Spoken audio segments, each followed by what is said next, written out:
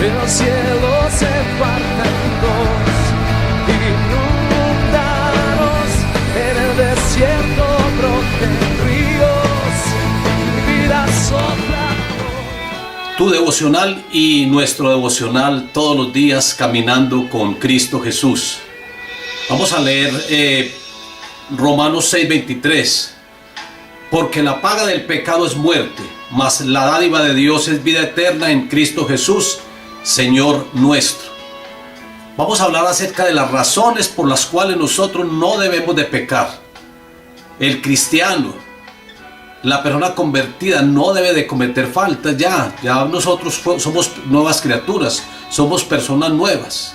Y sobre todo reincidir en un pecado, es lo que el evangelista Juan nos dice, que aquellos que reinciden en un pecado es porque no han conocido a Dios, y estas personas son las que tienen muerte eterna, es que van a estar separados del Señor. Se puede cometer de pronto alguna falta, aunque eso en el cristiano no debe de ocurrir, pero se puede cometer algún pecado. Sin embargo, si nos arrepentimos y nos apartamos del Señor, nos apartamos del pecado y nos llegamos al Señor, nos reconciliamos con Él, pues vamos a tener un abogado que se llama Jesucristo. Pero lo importante es no reincidir en el pecado, porque el autor de los Hebreos dice que el que reincide en el pecado, ahí ya no hay esperanza, ya no queda sino una horrenda expectación de juicio. Los que reinciden, los que permanecen, los que viven en el pecado. Nosotros, cuando recibimos el Señor, cuando nos arrepentimos, cuando nos convertimos de esos malos caminos, hemos recibido la salvación y hemos recibido el perdón y el regalo del Espíritu Santo. Pero el enemigo siempre ha estado incursionando para que nosotros volvamos atrás. Él está lanzando dardos permanentes para que nosotros nos alejemos de la presencia de Dios, para que nosotros nos convirtamos en unos aliados de Él y que nosotros estemos muy aparte, muy lejos de la presencia de Dios. Eso es lo que el enemigo quiere, y es lo que nosotros debemos de evitar como cristianos, como verdaderos creyentes que somos. ¿Cuál es el significado de pecado? Hay dos raíces griegas en el Nuevo Testamento que hacen referencia al pecado.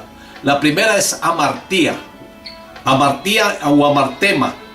Amartía viene de amartema. De hecho, la doctrina del pecado es amarteología. Y esto quiere decir que se está errando al blanco, que estamos traspasando los límites de la ley, del mandamiento que Dios nos ha dado.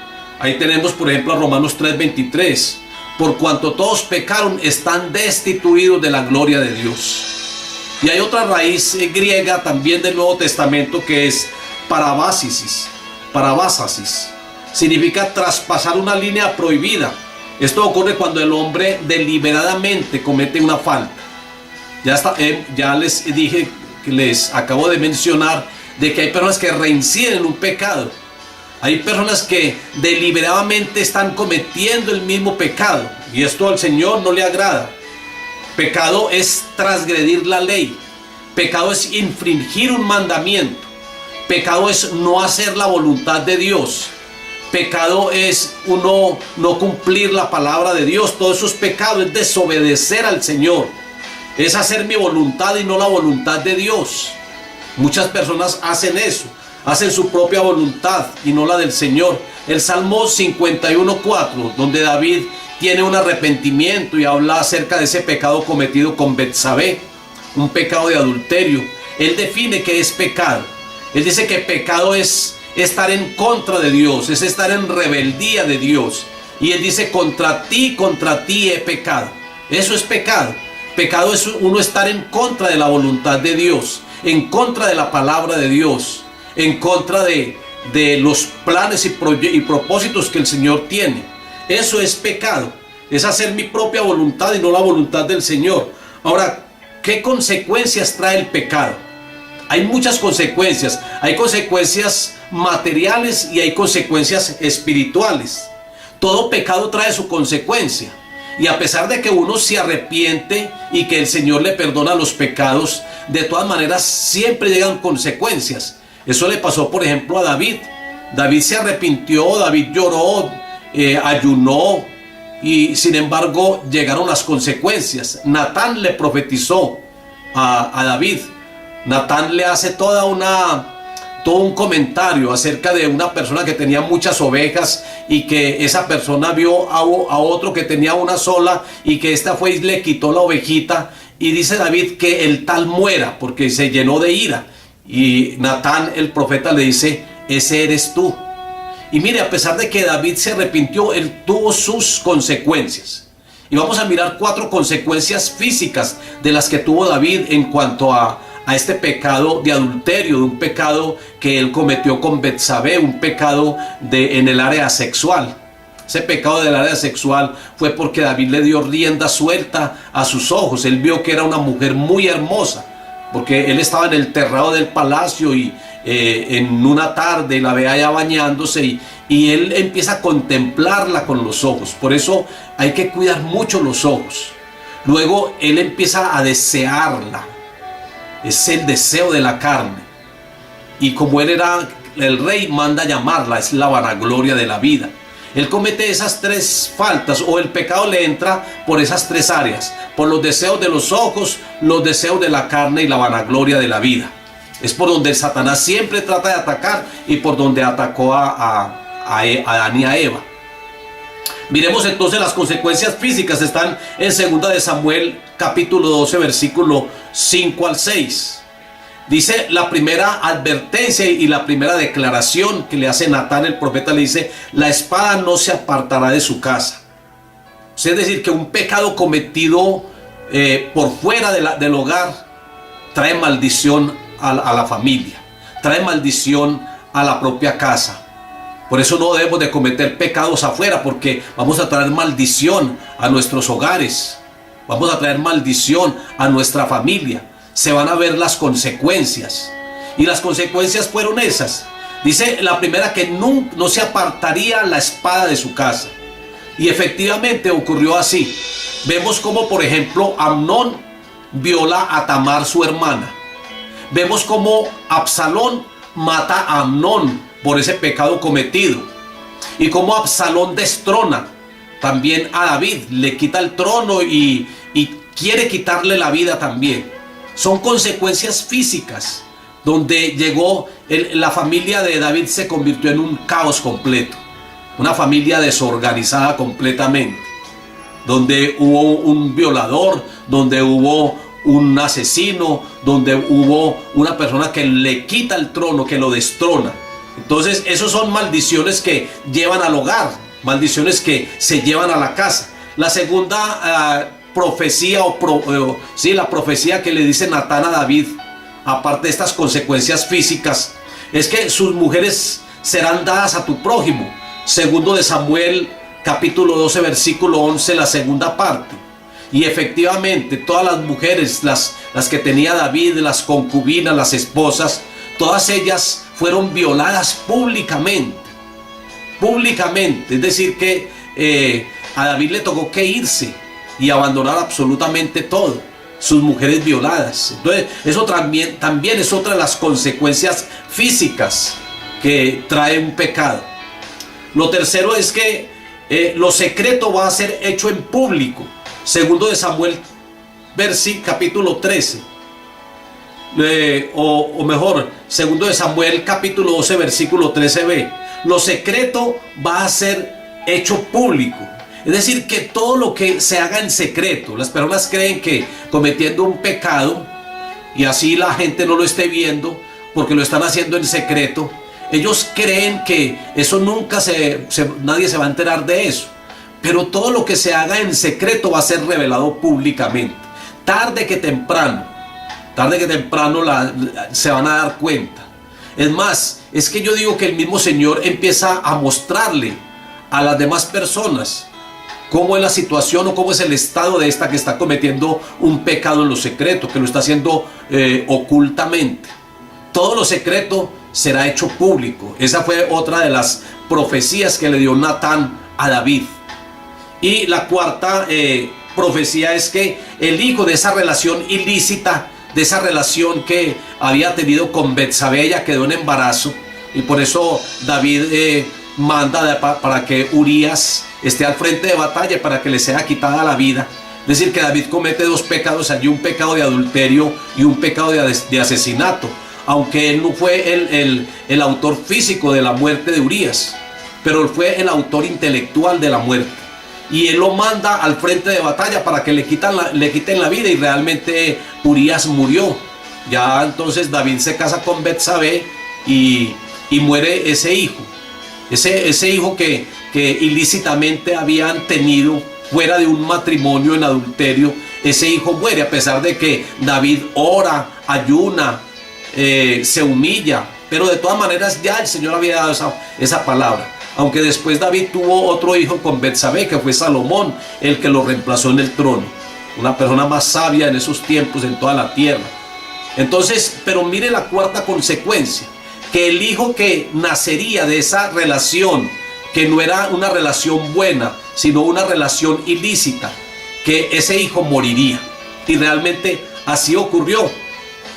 Ahora también hay consecuencias espirituales. Estas fueron consecuencias físicas, pero las consecuencias espirituales, Romanos 3:23, está diciendo aquí: porque la paga del pecado es muerte. Y hay muerte en tres estados. Hay una muerte espiritual.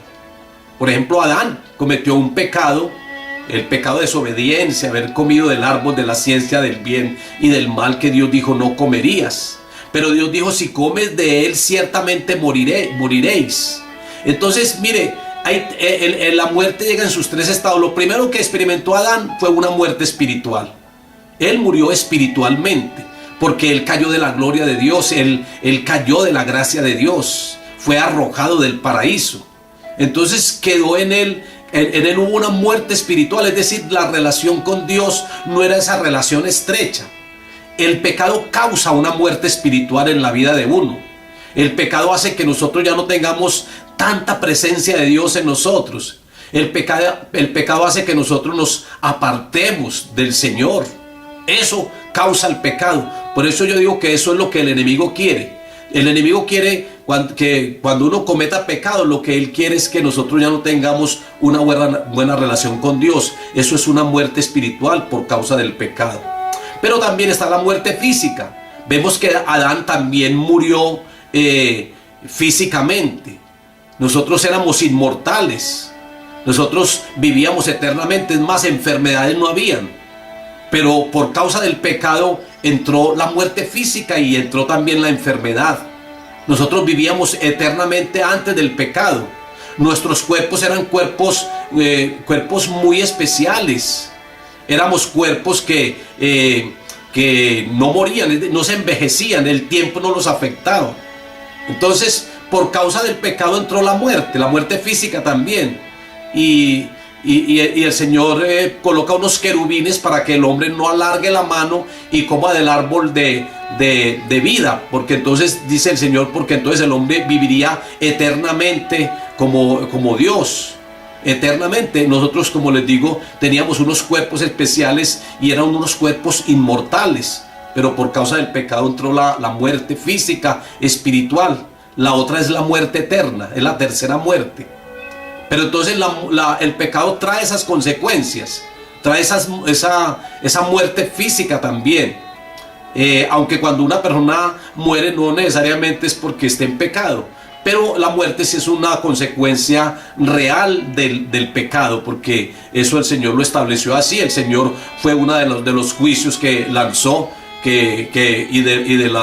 dentro de ese pacto que hizo con Adán, ese pacto en el Edén. El pacto edénico y adánico es que ellos era un pacto condicional, es decir, si no comen van a vivir eternamente, si comen van a morir.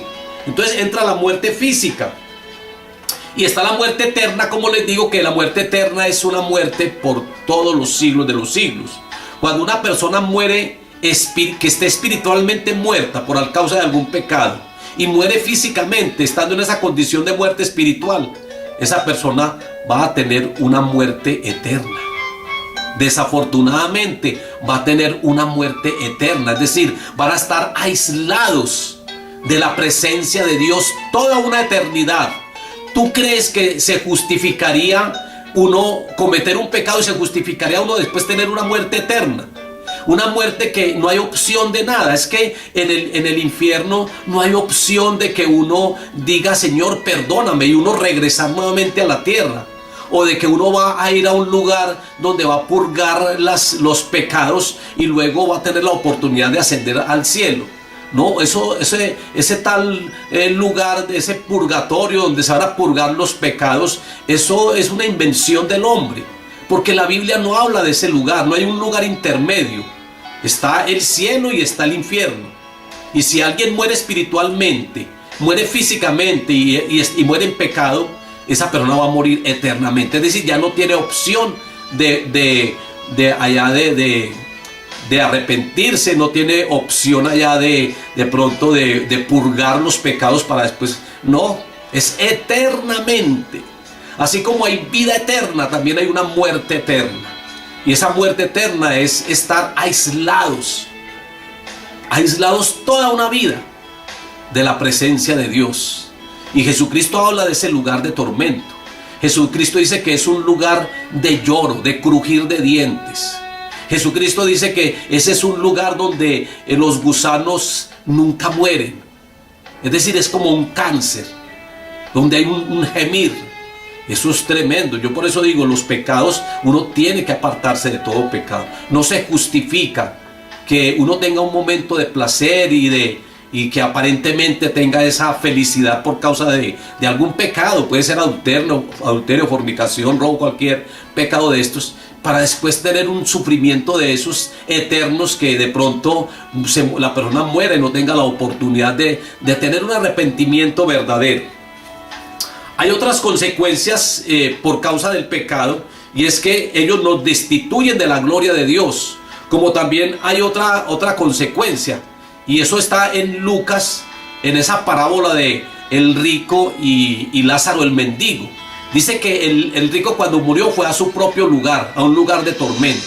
Y Lázaro fue tomado por los ángeles. Lázaro el mendigo, no Lázaro el de Betania, sino Lázaro el mendigo, y fue al seno de Abraham. Y el rico veía a Lázaro y veía a Abraham y le decía: Padre Abraham, envíame a Lázaro para que moje mi lengua, porque estoy atormentado en estas llamas. Es que en el infierno no hay agua, no hay sino candela y llamas. Jesucristo lo habla así, de esa forma, que será el lloro y el crujir de dientes, donde hay llamas, donde hay fuego. Allá no hay agua. Y entonces el rico le dice: Padre Abraham, envíame a Lázaro para que moje mi lengua, porque estoy atormentado en esta llama de fuego, en este fuego estoy atormentado. Y Abraham le dice: entre usted y nosotros hay una gran cima, hay un gran abismo. Ese es el abismo que causa el pecado. Cuando el hombre comete pecado, se forma un abismo entre el hombre y Dios. Hay una cima, hay un abismo que solamente lo puede cubrir la cruz de Cristo. La obra de Cristo puede cubrir ese gran abismo que se genera cuando el hombre se convierte en un pecador, o cuando ya es pecador y no ha tenido una conversión. Son consecuencias del pecado. Ahora, en el Salmo 51 vemos otras consecuencias espirituales que David sintió. Y Salmo 51, versículo 7 dice: purifícame con hisopo y lávame, y seré más blanco que la nieve. Es decir, que hay una consecuencia, y es una inmundicia y suciedad. David dice: purifícame. Es decir, él se sentía sucio. Él decía: purifícame y lávame con hisopo. Cuando alguien comete pecado, se siente sucio. Cuando alguien comete pecado, se siente inmundo. Es que el pecado es inmundicia. El pecado hace que nosotros tengamos unas vestiduras de pordiosero, que tengamos vestiduras inmundas, sucias. Necesitamos que estas vestiduras sean cambiadas por unas vestiduras nuevas. Pero así se sentía David, eran las consecuencias. Mire lo que Natán le dijo, consecuencias materiales, pero mire también aquí hay unas consecuencias espirituales. Él se sentía sucio y le decía: Señor, límpiame, purifícame y seré más limpio. Seré muy limpio, más limpio que la nieve. En el versículo 8, la primera parte dice: hazme oír gozo y alegría. Es decir, que se pierde la sensibilidad. Las personas se vuelven insensibles por causa del pecado. Y se les habla acerca del pecado y su corazón está endurecido. Se les dice que se aparten de él y creen que eso no es pecado, o creen que eso no trae ninguna consecuencia, o creen que eso es ganancia. Hay muchos que cometen un pecado de fornicación y adulterio y para ellos dicen, coroné eso, me la gané, goleé, como dicen algunas personas, entre comillas. Algunos usan términos así raros, pero la verdad es que la persona se vuelve insensible, se le endurece el corazón y dice David, hazme oír, hazme sentir gozo y alegría. Es que se pierde hasta la alegría en la persona. Es que su semblante decae cuando comete pecado. Así le pasó a Caín. Caín dice que cuando mató a Abel, su semblante decayó. Y el Señor le dice, ¿por qué estás así? Porque tu semblante ha decaído y no es el mismo. Porque el pecado lleva a que primero esa brillantez que hay en los ojos de la persona, esa brillantez ya no la tengan. Tiene una mirada baja, tiene una mirada opaca, porque ya no tiene esa alegría, ya no hay esa luz en sus ojos. Es que las ventanas de nuestra alma son los ojos. Y si el alma está sucia, pues esas ventanas van a estar oscuras y opacadas. Y él decía, Señor, hazme oír gozo y alegría. Es decir, que él ya no tenía esa sensibilidad que tenía antes. Recuerden que David es el gran ruiseñor de Israel, el gran salmista, la lámpara de Israel. Que la mayoría de los salmos fueron escritas por él. Pero ya no estaba esa alegría en él. Y él dice, Señor, yo quiero sentir nuevamente ese gozo, esa alegría en mi vida. Y ya había insensibilidad. Ahora, también el versículo 8, la segunda parte, y se recrearán los huesos que has abatido. Es decir, que a veces llegan enfermedades. Hay enfermedades que son causadas por el pecado. No siempre, para que no hagamos de esto una teología, pero sí muchas veces hay enfermedades que son causadas por el pecado. Habrán otras enfermedades naturales o habrán otras enfermedades impuestas.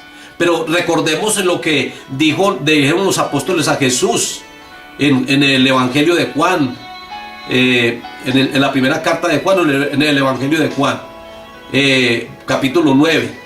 Le dice, Señor, ¿quién pecó? ¿Este o sus padres para que él haya nacido así? Porque era una persona ciega. Y esa persona le decía al Señor que lo sanara. Y los apóstoles le dicen, Señor, ¿quién pecó? ¿Él o pecaron sus padres para que esté ciego? Entonces el Señor le dice, no pecó él ni sus padres. Es para que la gloria de Dios se manifieste. Es decir, que esa enfermedad tenía un propósito. Esa enfermedad no era para muerte. Esa enfermedad era para que la gloria de Dios se manifestara, para el Señor sanarlo y toda la gente que estuviera allí glorificaran al Señor y creyeran en el Señor. Hermanos, muchas veces las personas no creen por el evangelio que les predicamos, pero que crean por las obras, que crean por los milagros. Muchos creyeron en Jesucristo, no por el evangelio o las buenas nuevas que Él les llevara. Creían en Él por los milagros. Aunque algunos de pronto ellos ya de una manera muy interesada lo seguían para de pronto recibir algún beneficio. Recuerden en la multiplicación de los panes que muchas multitudes lo seguían. Y Él les dijo, ustedes me siguen no por la comida ustedes me siguen por la comida que perece y no por la comida que a vida eterna permanece. Ellos lo seguían por un milagro, lo seguían por una comida, pero por una comida material. No lo seguían por esa palabra viva, no lo seguían por esa palabra que era para vida eterna. Entonces algunas personas van a una reunión por interés, reciben la sanidad, reciben el milagro y nunca vuelven. Y creen en el Dios de los milagros, en el Dios milagrero, pero no creen en el Señor que hizo el milagro y se apartan muy rápidamente de Él. Es que hay personas que son así. Hay personas que son siempre es por un interés todo. Pero aquí David sí tenía una enfermedad y fue causa de ese pecado. Él dice, y se recrearán los huesos que has abatido. O sea, hay enfermedades que sí son por causa del pecado. Hay personas que llegan y están en pecado y para ser salvos o sanos de esa enfermedad, ellos tienen que arrepentirse y tienen que recibir a Cristo en el corazón y apartarse de todo pecado. Cuando Jesucristo sanaba a una persona enferma, le decía, y la persona creía, el Señor lo sanaba, él decía, tu fe te ha salvado. Primero le hacía la sanidad y después le decía, tu fe te ha salvado. Es decir, que es necesario entonces y les decía al Señor, vaya y no peques más, porque te pueden llegar cosas peores. Es decir, entonces sí hay enfermedades que son consecuencia del pecado. Ahora también dice en el versículo 10, la primera parte, crea en mí, oh Dios, un corazón limpio. Crea en mí, oh Dios, un corazón limpio. Es decir, que David sentía que su corazón estaba corrompido. El corazón se corrompe por causa del pecado. Necesitamos tener un corazón limpio, limpio de toda falta, limpio de todo pecado. Recuerde que el corazón es el pasaporte para ver a Dios. Un corazón limpio, un corazón santo, un corazón puro, es aquel que va a ver a Dios. Porque del corazón, dice Proverbios, que emana la vida. En el corazón es donde están los adulterios, las fornicaciones. Es en el corazón. El Señor dice que no es lo que entra, sino lo que sale del corazón, lo que contamina. Y que el corazón es como un tesoro, donde se atesora cosas buenas o se atesoran cosas malas. Entonces hay que tener un corazón limpio, y aquí dice que dice, crea en mí, oh Dios, un corazón limpio, porque es el corazón, hay corazones carnales y pecaminosos. Hay que dejar toda carnalidad que haya en el corazón. Pablo dice que ya no es circuncidarse en la carne, en lo físico. Ya dice que la circuncisión es espiritual, que debemos de tener un corazón circuncidado de toda carnalidad y de todo pecado. Otra consecuencia en el mismo versículo 10, la segunda parte dice, renueva un espíritu recto dentro de mí, es decir, dame templanza. Recuerden que del fruto del Espíritu Santo es la templanza. La templanza es tener fuerza de voluntad. Y él le dice, Señor, dame templanza, dame fuerza de voluntad, dame dominio propio para no faltarte, para no pecar contra ti. Entonces, esa es otra de las consecuencias del pecado, que se pierde la fuerza de voluntad, que las personas muchas veces quieren apartarse de ese pecado y ya están esclavizados de él, ya no tienen templanza, no tienen dominio propio. Eso es muy delicado también. Otra de las consecuencias, versículo 11, estoy hablando de las consecuencias del Salmo 51, del pecado de David. Versículo 11, dice, no me eches de delante de ti. Es decir, que por causa del pecado se puede perder la presencia de Dios en la vida de uno. El pecado hace que la presencia de Dios no esté con nosotros. Eso es lo que hace el pecado. Por eso también debemos de arrepentirnos y no debemos de cometer pecado, porque eso afecta la presencia de Dios en mi vida. Y si la presencia de Dios no está conmigo, hay que decir como dijo Moisés, Señor, no me saques de este lugar si tu presencia no ha de ir conmigo. La presencia de Dios es importantísima en la vida de uno. Pero David allí, por causa del pecado, él dice que no me eches de delante de ti. Es decir, Señor, no quites tu presencia de mi vida. Hermanos, hay que cuidar la presencia de Dios. El pecado hace que la presencia de Dios se disuelva en nosotros. El pecado hace que ya nos entre un espíritu de pecado. Ya el Espíritu Santo se contrista y entra un espíritu de pecado en la vida de uno. Porque ya la presencia de Dios, que es la que lo capacita a uno para no pecar y para uno controlar las obras de la carne, esa presencia ya no está y la gente va a estar cometiendo pecado con mucha regularidad. Otra de las consecuencias que vemos acá en el Salmo 51, la segunda parte, es que no quites de mí tu Santo Espíritu. Es decir, que se pierde la unción. El pecado daña la unción. No quites de mí tu Santo Espíritu. Algunas personas dicen que en el Antiguo Testamento el Espíritu Santo podía irse de una persona, como le ocurrió a Saúl, que el Espíritu Santo descendió sobre él y después salió de él y llegó donde David el Espíritu Santo, y David fue ungido, y dice que a Saúl le entró un espíritu que lo atormentaba, un espíritu inmundo que lo atormentaba, y David tocaba el arpa para que Saúl quedara libre de ese espíritu inmundo que lo atormentaba.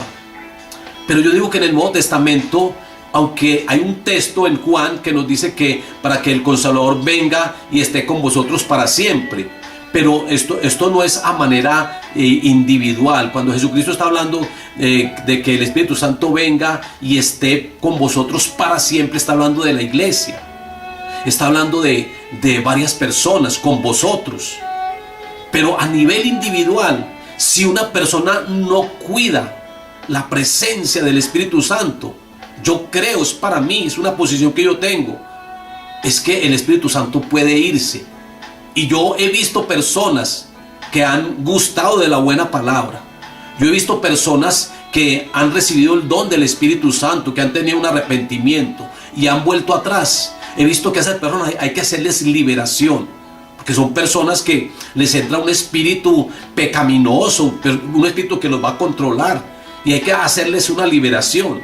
Entonces David dice: Señor, no quites de mí tu Santo Espíritu. Él ya conocía, él sabía que a Saúl le había ocurrido eso, y él no quería experimentar lo que le ocurrió a Saúl. Él quería que el Espíritu Santo permaneciera en él. Por último, en el versículo 12 del mismo Salmo 51 dice: vuélveme el gozo de la salvación. Es decir, que se puede llegar a perder ese gozo de la salvación, inclusive hasta la salvación misma. La salvación hay que cuidarla. Nosotros tenemos algunas obligaciones y deberes con la salvación. Nosotros no podemos descuidar una salvación tan grande. Nosotros tenemos que perseverar hasta el final, porque el que persevere hasta el fin, ese será salvo. Nosotros tenemos que permanecer en Cristo. Ya estamos en Cristo, pero hay que permanecer en Él. En Juan 15 habla acerca de eso. El que permanece en mí, ese lleva mucho fruto. El que no permanece en mí será echado fuera, y lo echarán y arden, se secará. Entonces hay consecuencias graves, funestas, cuando nosotros descuidamos la presencia del Espíritu Santo. Hay personas que han experimentado el gozo de la salvación y ya no lo experimentan, porque ese gozo de la salvación ya no está con ellos. Ya no sientan la alegría que sentían antes. Y hay tristeza en sus corazones, de pronto por causa de algún pecado. Hay otras consecuencias que quiero leérselas rápidamente, pero que son muy importantes, y por eso lo voy a hacer. No debemos de pecar, porque es fácil pecar, y la levantada, la restaurada es difícil. Por eso no debemos de pecar. Pecar es fácil, pero la restauración, la levantada es difícil. No debemos de pecar ni siquiera una vez, porque una sola vez cometió Adán pecado, y miren las consecuencias tan graves que trajo a toda la humanidad. No debemos de pecar porque un pecado conduce a otros pecados. Por ejemplo, hay personas que cometen un pecado, por ejemplo, de adulterio, y después llegan donde la esposa y le dicen que estaba con los amigos. Está cometiendo dos pecados: el pecado que cometió de adulterio y una mentira que está diciendo. Entonces un pecado puede llevar a otro pecado y puede convertirse en una cadena de pecados. Casi siempre cuando alguien comete un pecado, siempre está diciendo una mentira después, para tratar de justificar la falta. Entonces hay pecados que llevan a otros pecados. Por eso no debemos de pecar, porque se forma toda una cadena y la persona va a estar muy atada. No debemos de pecar porque esto amerita una disciplina de parte de Dios. Dios trae disciplina a aquellas personas que cometen pecado. Por eso no debemos de hacerlo. Y porque el tiempo de la conversión queda expuesto al peligro de perderse. No debemos de pecar porque el tiempo de la conversión, tanto tiempo uno de haber tenido una conversión, y esto queda expuesto a perderse. No debemos de pecar porque un pecado nunca satisface y siempre aflige a Dios, que me ama. El pecado, Dios no aprueba los pecados. Dios no acepta el pecado. Dios acepta al pecador, pero Él no acepta el pecado. Dios ama al pecador, pero Él no ama al pecado, porque el pecado es del diablo. Entonces no debemos de pecar porque eso nunca satisface y más bien aflige al Señor. No debemos de pecar porque es una carga pesada que uno puede llevar sobre la familia, sobre los líderes. Por eso no debemos de pecar. Uno puede llevar cargas, sobre todo cuando es un liderazgo, cuando es una persona importante en una congregación o en la casa o en el hogar. Cuando es una persona importante, ese pecado puede llevar aflicción al hogar y puede llevar aflicción a la iglesia también. No debemos de pecar porque el tiempo al tiempo el pecado trae siempre pesadez a mi corazón. Y no debemos de hacerlo porque al hacerlo hago lo que no tengo que hacer. Es decir, estoy cometiendo una desobediencia. Si yo peco, estoy haciendo lo que realmente no debo de hacer. Una desobediencia al Señor. No debo de pecar porque el pecado me hace siempre menos de lo que podría hacer.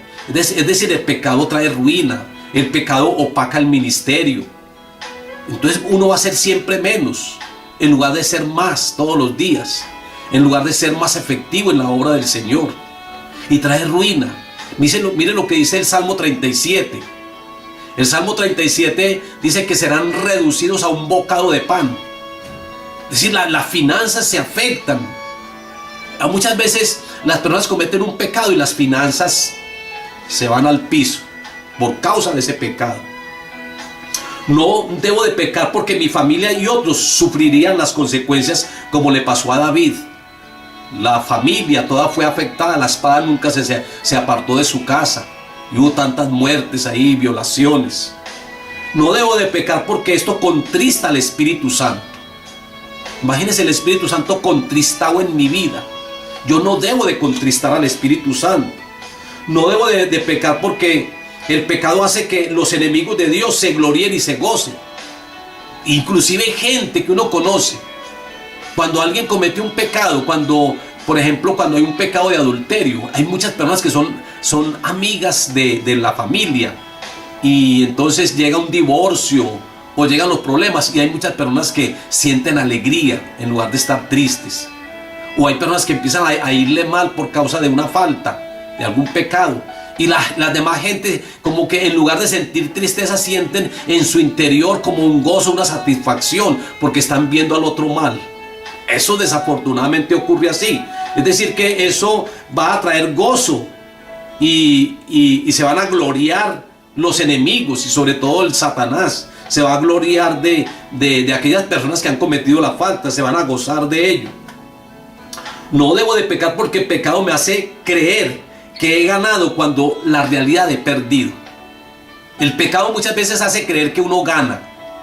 Es que lo logré. Pero no, al contrario, hemos perdido. No debo de pecar porque me hace perder la dirección espiritual. Ya el Espíritu Santo no me direcciona como antes. Es que si yo no tengo presencia del Espíritu Santo, o el Espíritu Santo está contristado o está opacado en mi vida, ¿qué dirección espiritual puede haber? Las personas empiezan a hacer las cosas como bien le parezca. No van a tener una dirección, una guianza espiritual. No debo de pecar porque las ventajas, supuestas ventajas, entre paréntesis, de tal pecado nunca compensarán las consecuencias de tal desobediencia. Esas supuestas ventajas que muchos creen, eso nunca compensará las consecuencias. No debo de pecar porque el arrepentimiento de tal pecado es un proceso doloroso. Señor, entra la persona en un proceso y ese proceso es doloroso. Hay después un quebrantamiento, dice quebrantamiento porque está el arrepentimiento y luego el quebrantamiento. El quebrantamiento es una muerte. Y es necesario que la persona pase por ese quebrantamiento para que nuevamente vuelva a sentir el avivamiento en su vida. Entonces por eso no debo pecar, porque el pecado es un placer muy breve, pero produce tanta pérdida. Es un goce breve, es momentáneo. Eso ocurre por ahí en 10 minutos o un poquito más. Pero, hermanos, ese placer, ese goce breve, después va a producir una pérdida muy grande, una pérdida eterna. No debo de pecar porque el pecado puede influenciar a otros a pecar. Y eso es lo que quiere mucha gente. Mucha gente cuando comete un pecado quiere que los otros también pequen. Hay personas que cuando tienen un espíritu de adulterio, tienen un espíritu de fornicación, un espíritu de robo, quieren que los demás también forniquen, adulteren o roben. Es igual que la droga. Cuando alguien es drogadicto, quieren que los demás también sean drogadictos y les pasan el vicio para que ellos también participen de eso. Eso le pasó a Eva. Eva cometió el pecado y ella le dio a Adán, porque ella quería que Adán también cometiera el mismo pecado. Entonces no debo de pecar porque eso va a influenciar a otros a pecar, los va a impulsar a pecar. No debo de pecar porque el pecado puede quitar el deseo a que otro conozca de Jesucristo. Si uno comete un pecado, eso uno está dando mal testimonio. Entonces las personas van a decir, pero ¿qué esperanzas hay? Si este que es ya una persona comprometida con el Señor y está en esa situación, ¿qué esperanza? ¿Yo para qué recibo al Señor si de pronto vuelvo y si yo también vuelvo a caer en las mismas? Entonces eso puede quitar el deseo de que otros conozcan de Cristo. El pecado burla la cruz en la cual Jesucristo murió. Sí, se está burlando de la cruz de Cristo. El pecado pisotea la sangre de Cristo. El pecado hace que toda esa obra redentora y que ya fuimos beneficiarios de ella, que esa obra redentora sea ignorada. Eso es lo que hace el pecado. Burla la cruz de Cristo. No debo de pecar porque Dios no mezcla lo santo con lo profano. Dios no es que esté con lo malo. Dios no puede estar con el enemigo. Dios no mezcla lo santo con lo profano. Es decir, una persona que sea bien pecaminosa, Dios no va a estar ahí, porque Dios no mezcla lo santo que es Él con lo profano. Entonces por eso no se debe pecar, porque es imposible pecar y servir a Jesucristo al mismo tiempo. Una persona que esté pecando, ¿cómo va a servir al Señor? O si le sirve, no va a ser efectivo en el servicio. Es más, de pronto le va a servir al Señor por obligación, porque lo están mandando. Pero el mismo David dice, ahí él dice como en el Salmo 14, creo que como en el 10, en el 10, el 9, en el 10, él dice, entonces publicará mi boca tu alabanza, publicará mi boca las buenas nuevas. Porque es que cuando uno recibe el perdón de Dios, uno quiere alabar al Señor, quiere adorar al Señor. Pero cuando uno está en pecado, uno no quiere ni siquiera escuchar música cristiana, ni alabar a Dios. No quiere adorar, no quiere orar. Eso hace el pecado.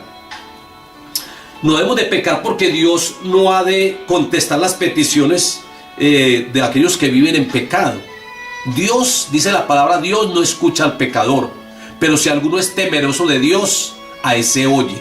Es decir, nosotros no debemos de cometer pecado porque las oraciones no van a ser muy efectivas.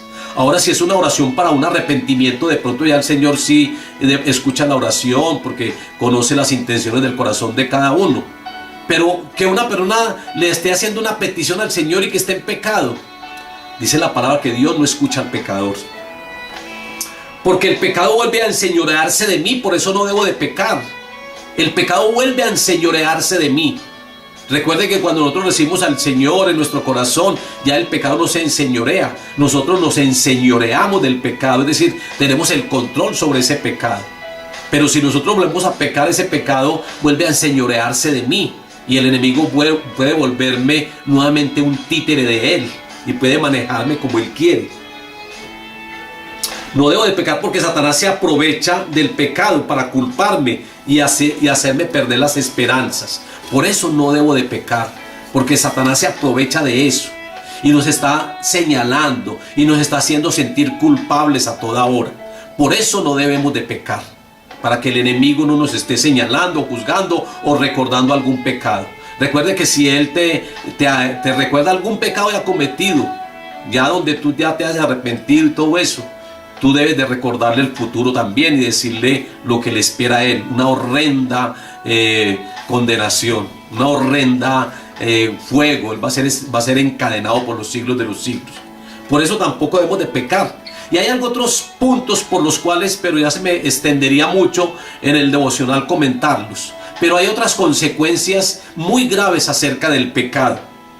Ahora la solución para el pecado es tener un verdadero arrepentimiento, es arrepentirnos, como dice la palabra en Hechos 2:38.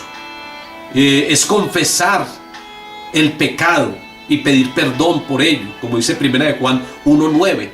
Si confesamos nuestros pecados, Dios es fiel y justo para perdonar nuestros pecados y librarnos de toda maldad.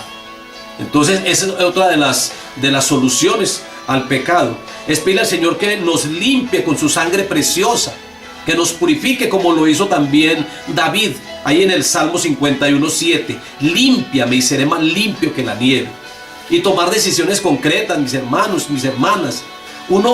La vida cristiana es una vida de determinaciones. Hay que tomar determinaciones concretas. Hay que ser radicales. Hay que decir no al pecado. Hay que apartarnos de él. Hay que guardarnos para que el pecado no afecte mi vida.